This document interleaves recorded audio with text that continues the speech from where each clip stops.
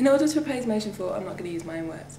I'm going to tell you what Jewish people from organisations have said whilst urging LUE not to accept the EUMC definition of anti-Semitism.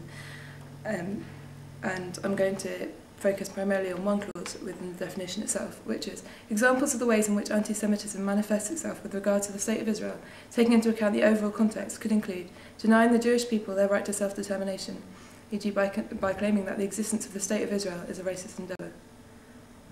I believe that by adopting this definition, we'd be silencing our students' views from across the political spectrum and labelling them as racists, and more crucially, we would be labelling other Jewish people in exactly the same way. This is a quote from a letter from the organisation True Torah Jews. Anti-Zionism and anti-Semitism are two separate things. Why does opposing Jewish self-determination make one anti-Jewish? We are Orthodox Jews, believers in the Torah. We believe that Jews do not have the right to run their own state in our times. Non-Jews might also oppose Jewish self-determination, at least in Palestine, for a variety of reasons.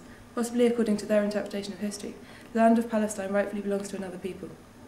If I believe that Muslims should not have their own state in the United States or in England, does that make me anti-Muslim? So why is the European Forum on Anti-Semitism branding as an anti-Semite anyone who holds a particular interpretation on the history of Palestine? Jews for Justice also sent us a letter, and this is a quote from that. Denying the Jewish people their right to self-determination assumes that all Jews equate self-determination with Zionism. Not only is this not true today, it has never been true, and to make the assumption that all Jews hold the same views is in itself a form of anti-Semitism. This motion would brand people like Einstein, Mandela, Desmond Tutu, anti-Semitic for things they've said in criticism of the State of Israel.